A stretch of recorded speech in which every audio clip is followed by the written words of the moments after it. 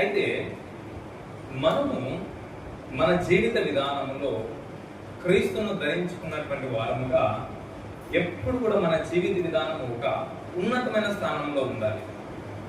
ఎదుటి వారికి మనం ఎప్పుడు కూడా విచారణగా కనిపించకూడదు.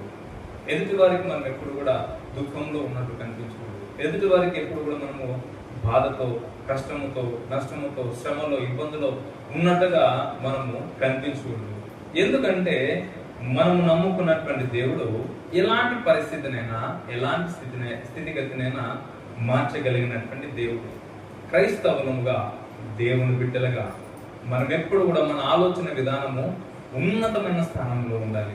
చుట్టూ పరిస్థితులు మనము గమనిస్తూ ఉండాలి. ఎలాంటి పరిస్థితులు ఉన్నాయి, దీనికి నేను ఎంత ఉన్నతమైన ఆలోచన కలిగి ఉంటే దీన్ని నేను దాటుకోగలుగుతాను, దీన్ని నేను పాస్ అవ్వగలుగుతాను అనే ఆలోచన మనము చేస్తూ ఉండాలి.